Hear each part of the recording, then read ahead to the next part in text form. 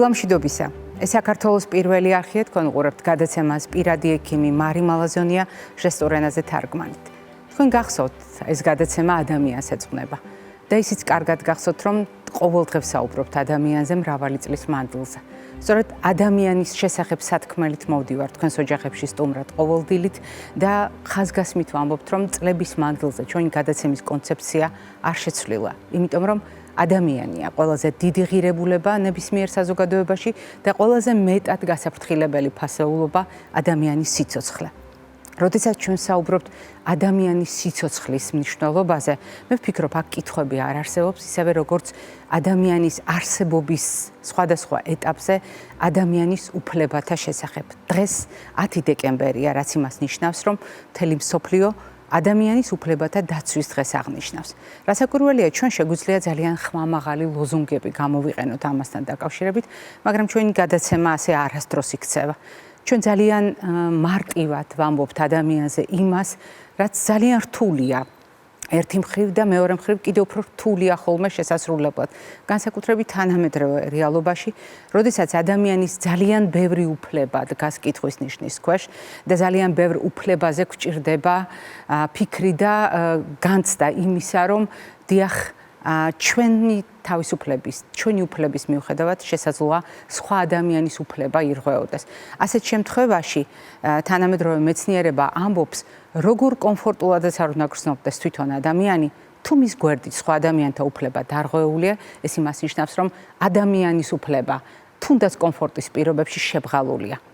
ეს უნდა გვესმოდეს თითოეულ ჩვენგანს, მაშინ როდესაც მეთავისეები გავხდებით და სხვისი უფლებები დაგვავიწყდება.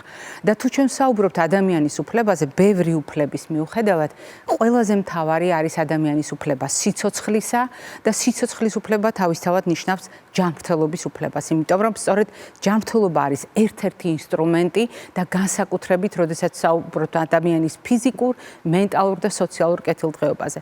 მე გახსენებთ, რომ 10 ოქტომბერს თელმა მსოფლიომ მენტალური ჯანმრთელობის მსოფლიო დღე აღნიშნა. ჩვენი მომენტში ეთერში არ ვიყავით, მაგრამ ჩვენ გადავწყვიტეთ, რომ დღეს სწორედ ის შესაძლებლობა გვაქვს, როდესაც ადამიანის უფლებათა დაცვის საერთაშორისო დღეს სწორედ მენტალურ ჯანმრთელობას დაუკავშირებთ. ეს არსებითია, იმიტომ რომ როდესაც ადამიანებს არც ტკივათ, კუჭი და ღვიძლი ფეხი მოტეხილი არ აქვთ, ეს ჯერ კიდევ არ ნიშნავს, რომ ერთი ადამიანი ან საზოგადოება ჯანმრთელია. დღეს ჩვენს ჯანმრთელობას ძალიან ბევრი საფრთხე აქვს, მსოფლიო მასშტაბით, ერთი საზოგადოების მასშტაბით და განსაკუთრებით დაზარალებული არის ჩვენი მენტალური ჯანმრთელობა. ამიტომ დღევანდელი დღე ეძღვნება სწორედ იმ თავისუფლებას და იმ უფლებას, რომელიც ჩვენს უხილავ ჯანმრთელობას უკავშირდება და დღეს ჩვენ შეგვიძლია ხმამაღლა ვთქვათ, ჩვენი მენტალური ჯანმრთელობა არის ჩვენი უფლებაც და ჩვენი თავისუფლებაც.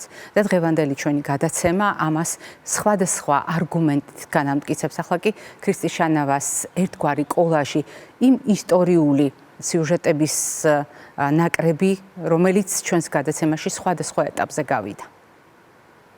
ქუთაისში გავისანი ერთმანეთი, ორივე ვიცხოვრობდით, მეხმარებოდა და ესენი. მომეწონა ისინი მიყვარდა. როგორია ირინა? კარგია, ლამაზია. საქმეს აკეთებს. რო ჩამოვდივართ, მე და ირინა ბოსტანში მუშაობთ ერთად. ხანვარს ვთაებთ. კოსტი, ჩხუბობთ ხოლმე რამეზე? არა. ქულში მიყვარს. ლაშიშთა ჩემთვის გოჩა? რო ხელი გუზე მატალებს. ვადათ კი ვახცებ ყოველ დღე. ხა როცა გლახათ არის ვახცებ და მე გადავდგენა ბიჭი. დიდი მომიჩია მე მაგრამ. თვითონ ანგელოზია, გოჩა ჩემი ყველაფერია. სანამ ცოცხალი ვარ, სანამ დავბედები, ბოლომდე ჩემთან იქნება.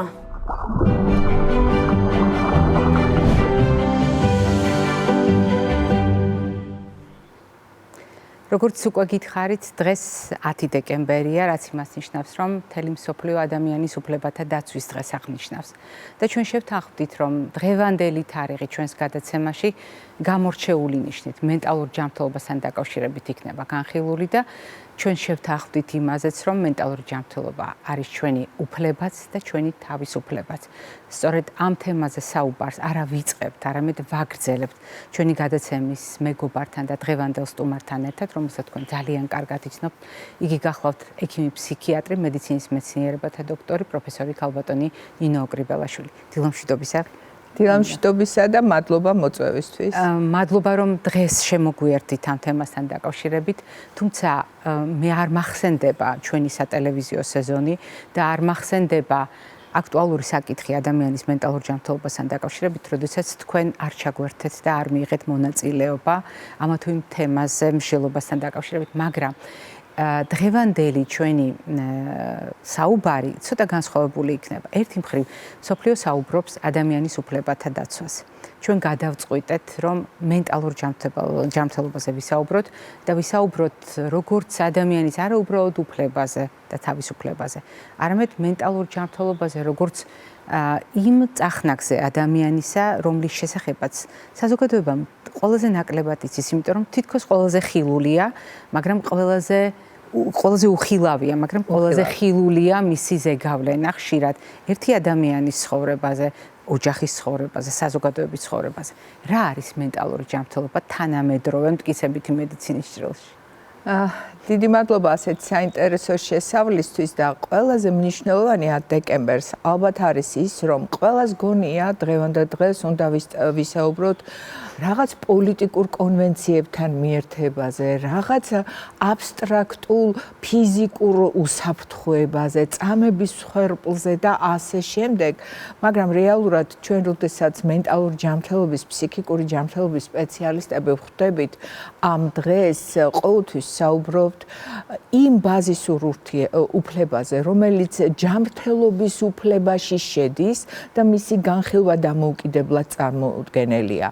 ჯანდაცვის მსოფლიო ორგანიზაცია ამბობს, რასაც იზიარებს გაერთიანებული ესე იგი ერების ორგანიზაცია და ის ამბობს რას, რომ ფსიქიკური ჯანმრთელობა არის მადგენელი ზოგადი ჯანმრთელობის და ამ ზოგადი ჯანმრთელობაში იგულისხმება არა მხოლოდ თავისუფლებები და სხვათა უფლებების და საკუთარი უფლებების დაცვა, არამედ მენტალურ ჯანმრთელობის უფლებაში იგულისხმება ღირსების პატივისცემა, თავისუფლების პატივისცემა, არჩევანის უფლების პატივისცემა და საზოგადოებრივ ცხოვრებაში მონაწილეობის უფლების თავისუფლება.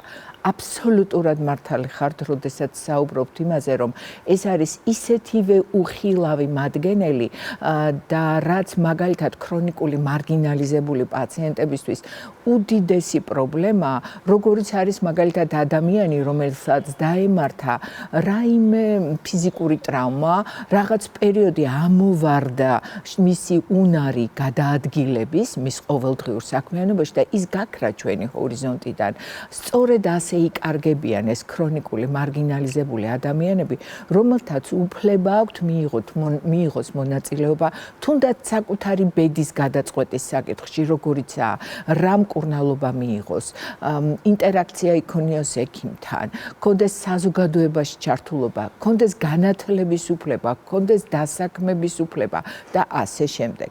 ძალიან მნიშვნელოვანია გავიაზროთ, რომ ადამიანები, რომლებსაც აქვთ ფსიქიკური ჯანმრთელობის პრობლემები, არიან ისეთივე სრულფასოვანი წევრები ჩვენი საზოგადოების, როგორც ყველა სხვა ადამიანი, რომელსაც აქვს ფსიქიკური კეთილდღეობაც, ფიზიკური კეთილდღეობაც და შესაბამისად მონაწილეობენ ყოველდღიურ საქმიანობაში. თქვენ ძალიან საყურადღებო წახნაგი დაგვანახეთ ახლა ამ საკითხისა, როდესაც ბრძანეთ საზოგადოებრივ ცხოვრებაში ჩართულობის შესახებ, განათლების შესახებ, ჯანმრთელობასთან განუყოფელ ურთიერთობაზე, იმიტომ რომ საზოგადოებასთან როდესაც საუბარია, ყოველთვის ჯანმრთელობა კონკრეტული ორგანოს ჯანმრთელობა დაღიქმება და განიხილება და მენტალური ჯანმრთელობის ადგილი თითქოს იკარგება ამ წარმოდგენაში. გეთანხმებით, იმიტომ რომ დღეს მართალია ჩვენ ყველა ვაღიარებთ ბიოფსიქოსოციალურ პარადიგმას, მაგრამ ყველაზე მეტი მეტად ეს პარადიგმა კარგად ერგება მენტალ-ფსიქიკურ ჯანმრთელობას და რატომ? იმიტომ რომ ბიოლოგიურ მადგენელსაც ვაქცევთ ყურადღებას, ფსიქოლოგიურ, ფსიქიკურ მადგენელსაც ვაქცევთ ყურადღებას და სწორედ დღეს ფსიქიკური ჯანმრთელობის განხილვა სოციალური რეაბილიტაციის გარეშე პრაქტიკულად წარმოუდგენელია. ადამიანი, რომელიც ფსიქიკური ჯანმრთელობის გამო გარკვეულწილად გადის ასპარეზიდან და უხილავი რჩება, ჩვენი ვალია მარტო ფსიქიატრების არა, ჯანდაცვის პოლიტიკის შექმნელების, სახელმწიფოს, თითოეული ადამიანის ვალია, რომ ეს ადამიანები დაუბრუნონ ყოველდღიურ არსებობას, იმიტომ რომ ბედნიერება არის საყოველთაო უფლება და ეს ადამიანები ბედნიერები უნდა იყვნენ, რომ მონაწილეობენ, ქმნიან, ჩართულები არიან ყოველდღიურობაში. ძალიან მნიშვნელოვანი თემაა, თუნდაც კიდევ ერთი კონტექსტიდან გამომდინარე.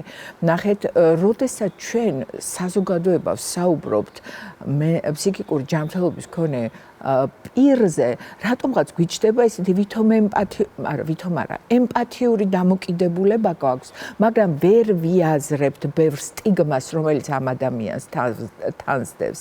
აქ არ არის საუბარი იმაზე, რომ ის გარიყულიყავს საზოგადოებას, მხოლოდეს ადამიანს შეიძლება თვით სტიგმაც ჰქონდეს, რომ თავისი პრობლემის გამო თვლიდეს, რომ ის საზოგადოებაში მისი ადგილი არ არის. ასე მაგალითად, არა მარტო საზოგადოება თვლის, რომ დეპრესიული ადამიანი თავის პრობლემას გადახარშავს ბევრი ტირილით, და ამითი ამოწურავს მდგომარეობად, არამედ თვითონ დეპრესიული ადამიანი, მაგალითად ქალი, რომელსაც ეუბნებიან, რომ სირცხვილია ფსიქიატრთან მისვლა, მიუხედავად იმისა, შეიძლება მას ჰქონდეს სურვილი ფსიქიატრთან მისვლისა, ის ცდილობს, რომ გადაავადოს ეს კომუნიკაცია, რომელიც მისი ცხოვრებისთვის შეიძლება რადიკალურად მნიშვნელოვანი გახდეს, შეუცვალოს რადიკალურად ცხოვრების ხარისხი და მაგალითად შფოთვა სისუსტე არ არის. შფოთვა არის გარკვეული გამოხატულება რაღაც პრობლემების, რომელიც არაცნობიერში ბიოლოგიურ დონეზე ბევრ განზომილებაშია განფენილი. ან ფსიქოზი სასჯელი არ არის. ფსიქოზი არის მდგომარეობა, რომელიც შეიძლება გახდეს შედეგი ჩვენი ბიოლოგიური წინასწარ-განწყობის, სოციალური ინტერაქციის, თუნდაც ესე იგი ფსიქოაქტიური ნივთიერებების მოხმარების, ან არაფსიქოაქტიური ნივთიერებების მოხმარების, არამედ ისეთი ნივთიერებების მოხმარების, რომელიც ჩვენ არც კი ვიცით, რომ შესაძლებელია ამგვარ მოქმედებას ავლენდეს ჩვენს და მოგვიანებით ამ დიაგნოზის სახით გამოვლინდეს. კი ბატონო, აბსოლუტურად გითხრათ. თქვენ სტიგმაზე ბრძანეთ და მე სიმართლე გითხრათ ამ კითხვის დასმას ვაპირებდი სტიგმასთან დაკავშირებით და დასმას ამ კითხვისა შემდეგ კონტექსტში. ერთი მხრივ ჩვენ გაცნობიერებულად დღეს ავირჩიეთ ადამიანის უფლებათა კონტექსტში სწორედ მენტალური ჯანმრთელობა, ხაზგასმა იმისა, რაც ძალიან მნიშვნელოვანია. უხილავის ხილულად ქცევა და მეორე მხრივ სტიგმა, რომელიც ყველა შემთხვევაში თვით სტიგმაა თუ საზოგადოების მხრიდან სტიგმატიზაცია ზღუდავს ამ უფლებას. ანუ წინააღმდეგობრივია თავისთავად ეს დამოკიდებულება და მე ვფიქრობ, რომ სწორედ მენტალურ ჯანმრთელობასთან დაკავშირებით ყველაზე მეტი გვაქვს სათქმელი, რომ სტიგმა არ აღმოჩნდეს ის გადაულახავი ბარიერი, რომელიც მიუხედავად თეორიული უფლებისა, საბოლოო ჯამში მაინც დააზარალებს და შეზღუდავს უფლებასაც და თავისუფლებასაც. საინტერესო რაკურსში ვსვავთ ამ შეკითხვას, იმიტომ რომ სტიგმა ზოგადად ნიშნავს ხომ დამღას. კარგით, ვისაუბრეთ ერთხელ ორჯერ, მაგრამ რას ვაკეთებთ იმისთვის, რომ ეს დამღა მოვხსნათ? და მან არ დაუკარგოს თავისუფლება და უფლება. ეს მოსახლეობაში და ზოგადად საზოგადოებაში არა, თვითონ პაციენტებშიც, ექიმებშიც, ჩემს კოლეგებში არა მარტო, სხვა დარგის სპეციალისტებშიც, სწორედ ჩეტანა იმ ცნობიერების, რომ რაღაც პრობლემები, მაგალითად ქრონიკული ტკივილი, შესაძლებელია სულაც არ იყოს გამოვლინება რომელიმე კონკრეტული ორგანოს დაზიანების, არამედ იყოს გამოხატულება შინაგანი კონფლიქტისა, რომელიც გარდაქმნილია სომატურ სიმპტომად.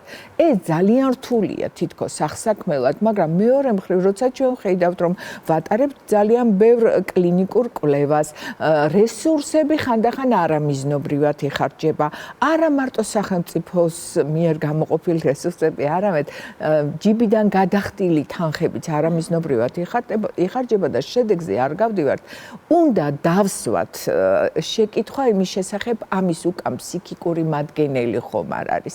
აი ამ გაცნობიერება პრობლემებისა სწორედ იმ კონტექსტში, რომ ყოველ სიმპტომს შეიძლება ჰქონდეს რაციონალური ახსნა ფსიქიკური ჯანმრთელობის სპეციალისტიდან, თუნდაც ამას შეუძლია შეამციროს სტიგმა. ნახეთ, სტიგმა ძალიან მნიშვნელოვან კონტექსტში მოქმედებს სხვა ასპექტებსაც. მარტო ფსიქიატრულ კონტექსტზე არა. მაგალითად, უფლება შვილოსნობის უფლება. ვინ უნდა მიიღოს გადაწყვეტილება, როდესაც ჩვენ გვყავს ფსიქიკური ჯანმრთელობის მქონე ადამიანი, რომელსაც აქვს სურვილი, რომ იყოლიოს შთამომავლობა. ექიმმა არა, ესაა ერთობლივი მუშაობის შედეგი, სწორი გადაწყვეტილების მიღება. ესე იგი, დაგეგმვა ამ ოჯახის განვითარების, ასე ვთქვათ, აი შვილოსნობის დაგეგმვა, თუნდაც მედიკამენტების ფონზე არ არის ეს საშიშროება. ბევრი ისეთი, ასე ვთქვათ, რეალურად მტკიცებულებები არსებობს, რომელიც გვაძლევს იმის საშუალებას, რომ ვუთხრათ ნებისმიერ ქალს, ნებისმიერ მამაკაცს, რომელსაც აქვს ფსიქიკური ჯანმრთელობის პრობლემა, რომ თქვენ გააქვთ უფლება მიიღოთ გადაწყვეტილება, ოღონდ ეს გადაწყვეტილება უნდა იყოს აუცილებლად გაცნობიერებული. აი, სტიგმა ეხება ყველაფერს. მე არ დავიწყებ მუშაობას სადღაც, იმიტომ რომ ვიღაცამ შეიძლება ჩემი ფსიქიკური პარამეტრები გამოაქვეყნოს და მაგალითად ხილული გავხდეს საზოგადოებისთვის, რისიც მე მეშინია. არ არის ესეც პრობლემა, იმიტომ რომ ფსიქიკური ჯანმრთელობა ეხება ყველას, ყოველ მეოთხეს ჩვენს ცხოვრებაში, ჩვენს ირგვლივ ყოველ მეოთხე ადამიანს შესაძლებელია ცხოვრების განმავლობაში ერთხელ მაინც ჰქონდეს ფსიქიკური ჯანმრთელობის პრობლემა. რა ეს მიუთითებს, რომ ის ცუდი შემოქმედია? რა ეს მიუთითებს, რომ ის ცუდი პედაგოგია? ეს მიუთითებს, რომ ცუდი პროფესიონალია? არა, პირიქით, ხანდახან სწორედ პიკზე, მენტალური პრობლემების პიკზე იქმნება არაჩვეულებრივი შედევრები ხელოვნებაში, მუსიკაში და ძალიან ბევრი მაგალითია ისტორიულად ამის შესახებ ცნობილი. ძალიან მნიშვნელოვანია გავითავისოთ ის, რომ სტატისტიკის მიღმა ერთი კონკრეტული ადამიანი შეიძლება იდგას და შეიძლება სწორედ დღევანდელი საუბრით ჩვენ მერთოდ კონკრეტულ ადამიანს უთხრათ, რომ ნუ გეშინია მარტო არ ხარ, ეს მდგომარეობა, რომელიც თქვენ გაქვთ, არის მდგომარეობა, რომელიც არაერთ ადამიანს აქვს და ეს დაძლევადია. ოღონდ ამას სჭირდება ძალისხმევა. ძალისხმევა ჩვენი, როგორც პროფესიონალური თემის, ასევე ოჯახის ადამიანების მხარდაჭერა და პლუს საზოგადოების ცნობიერების ამაღლება სჭირდება, რომ განსხვავებული არ ვაღიაროთ, დამნაშავეთ.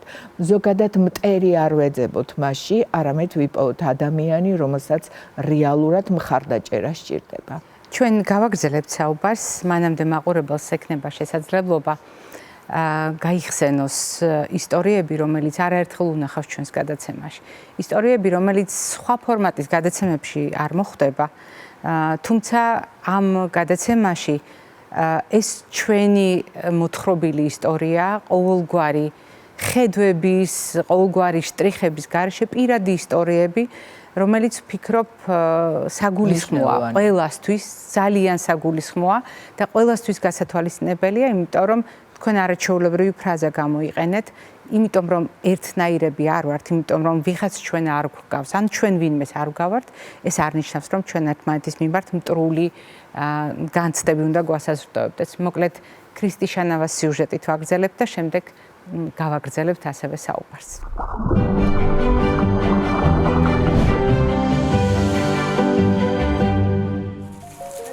სულ ვფიქრობ, რომ რაღაცა გავაკეთე და სულ გეგმებში ვარ და ვცდილობ, რომ ყველანაირად ყველას ხარი დაუჭირო და ვეცადო, რომ ყველა გავახაროთ. მე ვარ გიორგი უნიაშვილი, ვარ 29 წლის და ცხოვრობ თბილისში. თბილისში დავიბადე, თბილისში გავიზარდე. ისე ცხეთელი ვარ, ცხეთაში მომსახლე. მაგრამ მშობლები არ მაკითხავენ, მშობლებმა ნატოვა.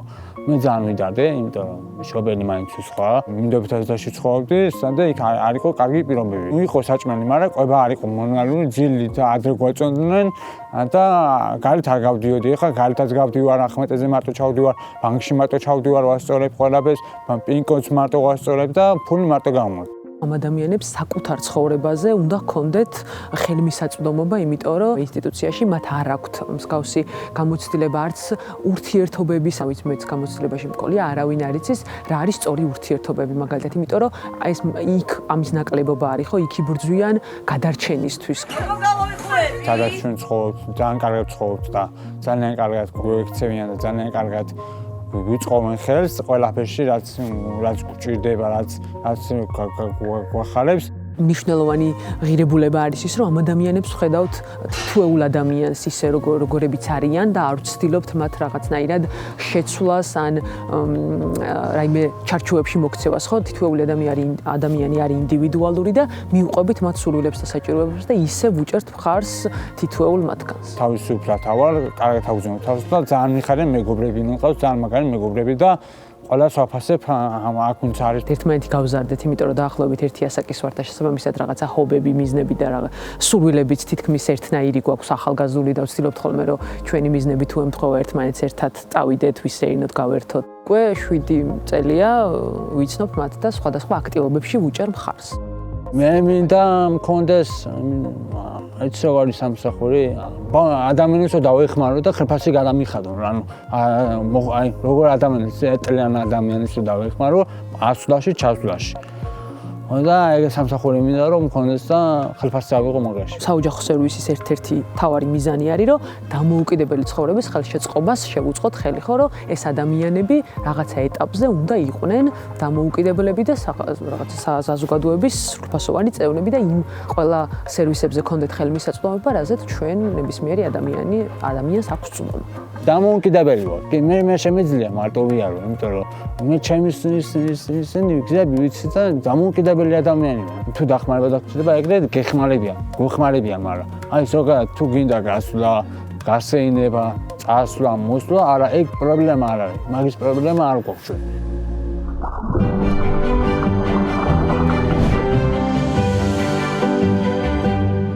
ვაგრძელებთ ჩვენ საუბარს და ყოველთვის, როდესაც ასეთ ისტორიებს ვისმენთ, ჩვენ გრძნობთ, რომ ერთი ოჯახი ვართ და გრძნობთ რა გრძელი გზა გამოიარა ამ გადაცემამ საზოგადოებასთან ერთად. ჩვენ ერთმანეთს არ ის რომ თქვენთან მოდიან და საუბრობენ ამ თემებს, ეს არის მაჩვენებელი იმ დიდი ნდობისა, რომელიც პირად ექიმთან ჩამოუყალიბდა საზოგადოებას. დღესაც არის იმის რისკები, რომ ჩემი ინფორმაცია ვანდო იმ ადამიანს, ვისაც არ ვიცნობ და თქვენ მოახერხეთ ამის ჩამოყალიბება, ამ ნდობის ჩამოყალიბება, ეს კომპლიმენტი არ არის, ეს ჭირდება ჩვენ საზოგადოებას. თუმცა მეორე მხრივ მე მინდა ვისაუბრო კიდევ ერთ დიდ პრობლემაზე, რომელიც საზოგადოებაში არის, ეს არის წვდომა სერვისებზე. წვდომა იმ სერვისებზე, რომელიც ადამიანის უნარებზე, შესაძლებლობებზე იქნება მონდობილი. ესაა ძალიან ხშირად პოლიტიკური გადაწყვეტილებების პრობლემა, იმიტომ რომ ძალიან ხშირად დაგეგმარებას ახდენენ ის ადამიანები, ვინც ვერ ერკვევა, ექსპერტული მოსაზრება არ გააჩნიათ, რა არის უმჯობესი ფსიქიკური პრობლემების მქონე ადამიანისთვის.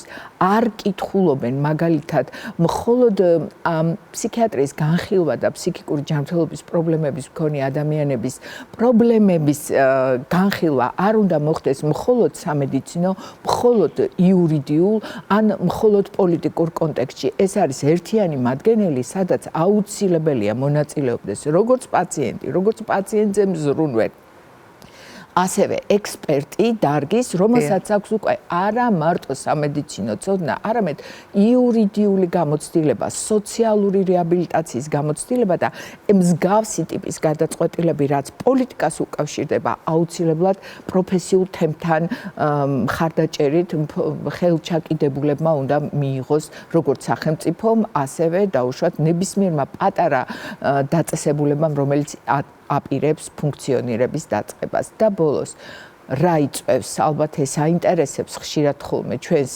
მსმენელს ჩვენს პრობლემებს და მე მხოლოდ ერთი ფრაზით ჩაგერთვებით თქვენ ახსენეთ მასშტაბი როგორ უნდა ვხედავდეთ ამ მოვლენებს და რა მნიშვნელობა აქვს დარგის ექსპერტების გამოცდილების გაზიარებას ისევე როგორც დარგობრივი პოლიტიკის ჩამოყალიბებას როდესაც თითქოს ერთ ადამიანზე მაგრამ საბოლოო ჯამში მთლიანად საზოგადოებაზე ვზრუნავთ და ხშირად არის ხოლმე საუბარი რომ შეიძლება ადამიანის არსებობის სხვადასხვა სფეროები გაიმიჯნოს და ასე არ ხდება თქვენ ეს ყველაზე კარგად იცით როდესაც ფსიქიკურ ჯანმრთელობაზე მთელი ცხოვრება მუშაობს ადამიანი როდესაც ამას უძღვნის ცხოვრებას ძალიან კარგად იცის მიზეზთა შორის რატომ შეიძლება აღმოჩნდეს მრავალი ფაქტორი მათ შორის რა პროცესები მიდის საზოგადოებაში შეიძლება ეს პროცესი არ ხდება უშუალო მიზეზი მაგრამ ეს პროცესი ხდება ნოყიერი ნიადაგი იმისთვის რომ ადამიანის რისკები მაქსიმალურად გამოვლინდეს სრულად გეთანხმებით დღეს ფსიქიატრიაში მუშაობს ბევრი სხვა თეორია,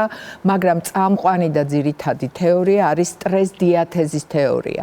რაც გულისხმობს, რომ ბიოლოგიური წინასწარ-განწყობაზე მოქმედებს ის ტრიგერები, გარემო მოვლენები, რაც მიმდინარეობს, სიცოცხლის საფრთხიდან დაწყებული, ადამიანის უფლებების მუდმივი დარღვევა, ძალიან ბევრი საფრთხები, რომელიც მომდინარეობს თუნდაც მოწამვლის თემიდან გამომდინარე. თუნდაც ის რომ მე როგორც ერთი ადამიანის უფლება კი არ ირღვევა, ბევრი ადამიანის უფლება ირღვევა, აი ამ კონტექსტში მეც რომ არ მეხებოდეს და სხვა ადამიანზე იყოს ლაპარაკი განზოგადებულად იწყება ესეთი დასწავლილი უსუსურობის განცდა, როდესაც მე ხმას არ ვიღებ მაშინ, როდესაც მე ხმა უნდა ამოვიღო. მე არ ვიცავ უკვე საკუთარ უფლებასაც კი, არათუ სხვათა უფლებას. როდესაც არ ვიცავ სხვის უფლებას, ავტომატურად გამოდის, რომ მე ჩემს უფლებასაც არ ვიცავ. და მე ვხვდები ავტომატურად სამიზნე. ამიტომაა ძალიან მნიშვნელოვანი, რომ 10 დეკემბერი გავიაზროთ ადამიანის უფლებათა დაცვის ფართო კონტექსტში, რომელშიც განუყოფელი ადგილი აქვს ფსიქიკური ჯანმრთელობის პრობლემებს. და მე თქვენი ნებართვით, ვიდრე მაყურებელს ამ ნაწილში დავემშვიდობებით, თქვენი საუბარი დასრულდება. მე მინდა მაყურებელს გავახსენო ის ფრაზა, რომელიც თქვენ გამოიყენეთ და რომელიც ძალიან მნიშვნელოვანია. დღევანდელი რეალობის გათვალისწინებით, ჩვენი საზოგადოების მდგომარეობის და განწყობების გათვალისწინებით. ჩვენი განსხვავებულობა არის ჩვენი უპირატესობა და ჩვენი ძალა. და ჩვენი განსხვავებულობა სულაც არ არის წინაპირობა ჩვენი ურთიერთდაპირისპირებისა და მტრობისა. განსაკუთრებით, როდესაც ეს მენტალურ ჯანმრთელობას შეეხება, დიახ, ეს ნიშნავს იმას, რომ ჩვენ აუცილებლად უნდა გვახსოვდეს სხვა ადამიანის უფლება, როდესაც საკუთარი უფლებების დაცვას დავიწყებთ, იმიტომ რომ ჩვენი უფლება არასდროს იქნება დაცული, როგორც თქვენ ბრძანეთ, თუ არ დავიცავით სხვა ადამიანის უფლება და არ გავითვალისწინებთ მით უფრო, რომ ყველაფერი ეს ქმნის საბოლოო ჯამში ჩვენი და ჩვენი საზოგადოების თავისუფლებას. ძალიან დიდი მადლობა. ჩვენთან მრავალწლიანი მეგობრობისთვის და თანამშრომლობისთვის. მადლობა, რომ დღეს ადამიანის უფლებათა დაცვის საერთაშორისო დღეს სწორედ მენტალური ჯანმრთელობის წახნაგი დაგვანახეთ პროფესიული გამოცდილებიდან გამომდინარე და მაყურებელს შევახსენებ, რომ დღევანდელი ჩვენი გადაცემის სტუმარი გახლდათ ექიმი ფსიქიატრი, მედიცინის მეცნიერებათა დოქტორი, პროფესორი ქალბატონი ნინო გრიბელაშვილი. მე არ გემშვიდობებით, წინ კვებით შუქნიშანი გველოდება.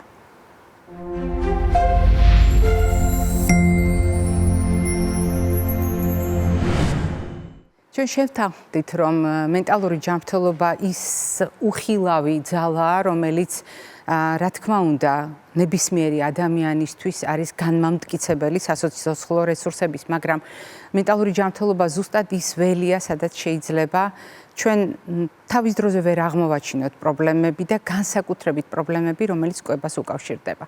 დიახ, მენტალური ჯანმრთელობის უხილავი ბუნების მიუხედავად, კვების გავლენა მასზე ხილულია და ასეთ შემთხვევაში ჩვენ ვითვალისწინებთ, რასაკურველია იმ ჯამურ რეკომენდაციებს, რომელსაც ერთ თეფშზე დავატევთ ხოლმე და ვითვალისწინებთ მთავარ პრინციპს, სადაც ყოველდღიურად რაციონში ნაგულისხმევია ბოსტნეული და ხილი უპირატესობით ბოსტნეულისა და ცილოვანი კომპონენტი შეხამებით მარცვლეულ ბურღულეულთან.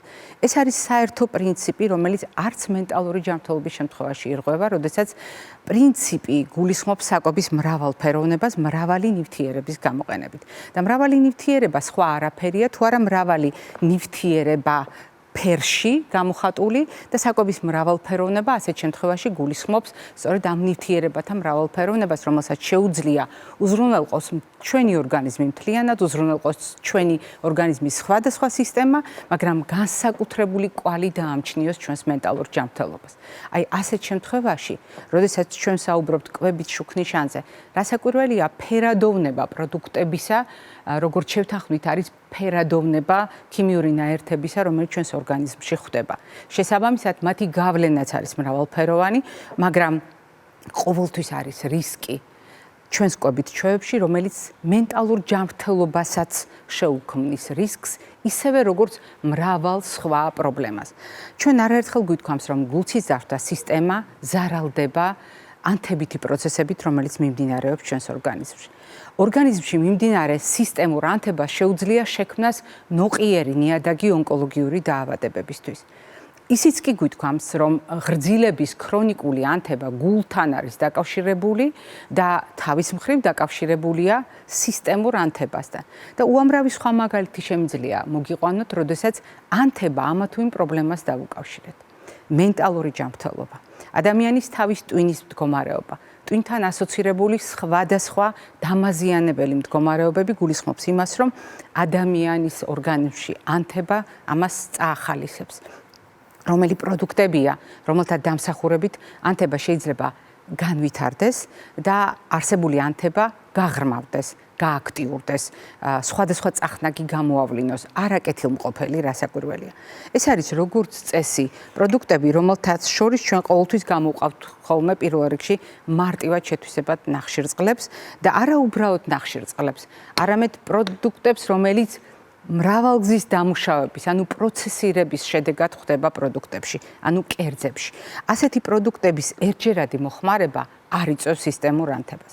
ასეთი პროდუქტების ერთჯერადი მოხმარება, რაოდენ მავნეც არ უნდა გვეგონოს ეს პროდუქტი, ან იყოს რეალურად ერთჯერადი მოხმარებით დაავადებას არ გამოიწვევს, თუ მასში არ არის დამატებით რაღაც სხვა სივერაგის მქონე ნივთიერებები. მაგრამ, როდესაც ჩვენ საუბრობთ ამ პროდუქტების სისტემატურ გამოყენებაზე, ჩვენ საუბრობთ რისკებზე, სადაც ამ ნივთიერებების გავლენა არის სისტემატური, ანუ ყოველდღიური, რეგულარული და ასეთ შემთხვევაში ამ პროდუქტების სისტემატური მოხმარების შედეგად ადამიანის ორგანიზმის რისკი მკვეთრად იზრდება. იზრდება, იმიტომ რომ ანთება აზარალებს ყველა ორგანოს, ყველა სისტემას და მათ შორის აზარალებს სარეგულაციო მექანიზმებს და აზარალებს ჩვენს მენტალურ ჯანმრთელობას.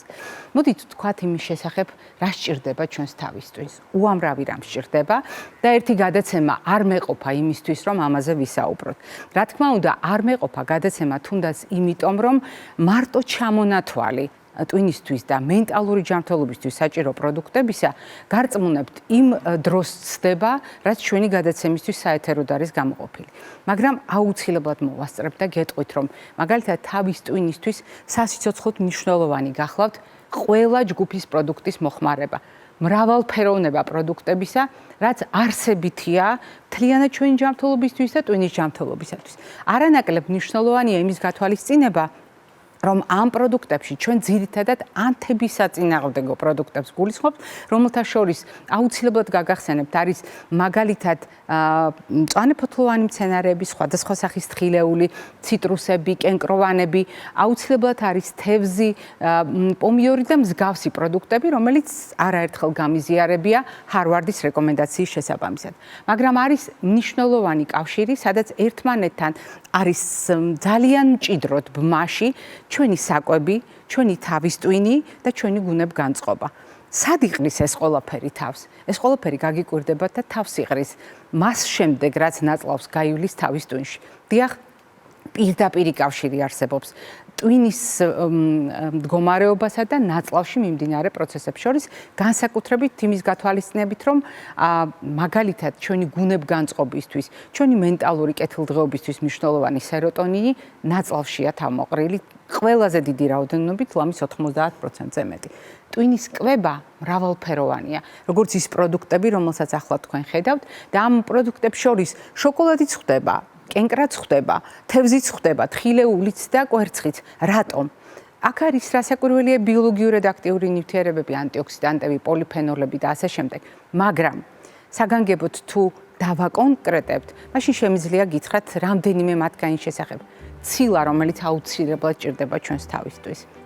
სასარგებლო ცხიმები, რომელიც აუცილებლად ჭირდება ჩვენს თავისთვის, განსაკუთრებით ომეგა-3 შემცველი პროდუქტები. ეს გახლავთ ქოლინი. რატომ საუბრობთ ხოლმე ჩვენ ხშირად კვერცხზე? იმიტომ რომ კვერცხი ამ ხრივ რეკორდსმენი გახლავთ.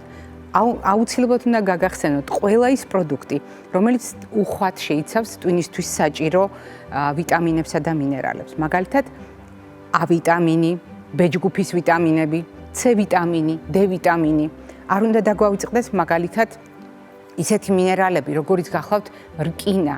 ხშირად გვავიწყდება, რომ რკინა არა უბრალოდ სისხლ ნაკლებობასთან არის ასოცირებული, არამედ ჟანგბადით, უჯრედების მომარაგებასთან და ჟანგბადი პირველ რიგში დააკლდება ჩვენს თავისთვის. ისევე როგორც ტვინისთვის მნიშვნელოვანია თუთიის მოხმარება, მაგნიუმის მოხმარება, იოდის მოხმარება და ასე შემდეგ. ეს არის სასიცოცხლოდ მნიშვნელოვანი ჩამონათვალი, რომელიც როგორც გითხარით, გაცილებით უფრო გრძელია თუ ნუსხად წარმოვიდგენთ, მაგრამ სრულიად საკმარისია კარგად აღვიქვათ, რატომ არის საჭირო ფერადი ბოსტნეულის ყოველდღიური მოხმარება, ბოსტნეულისა და ხილის გადანაწილება ჩვენს რაციონში, რატომ არის მნიშვნელოვანი კვერცხის, თევზის ჩართვა და შეხამება სწორ ცხიმებთან. ეს ხო დღევანდელი ჩვენი რეკომენდაციები, რასაკვირველია მენტალური ჯანმრთელობა, არც კვებით იზომება, არც კვებით შემოიფარგლება. მენტალური ჯანმრთელობა გაცილებით მეტია ვიდრე ხშირ შემთხვევაში წარმოგვიდგენია უბრალოდ ჯანმრთელობის წახნაგთა შორის. მენტალური ჯანმრთელობა იტევს ერთი ადამიანის კეთილდღეობას და მენტალური ჯანმრთელობა განსაზღვრავს მთელი საზოგადოების კეთილდღეობას. თუ ჩვენ გვადარდებს საზოგადოება, ჩვენ უნდა ვღელავდეთ ადამიანების მენტალურ ჯანმრთელობაზე და ასეთ შემთხვევაში კიდევ ერთხელ შეგვიძლია ვთქვათ, ჩვენი მენტალური ჯანმრთელობა არის ჩვენი უფლება და ჩვენი თავისუფლება. დღეს მე ამით გემშვიდობებით ჯანმრთელობას და დღეგრძელობას გისურვებთ.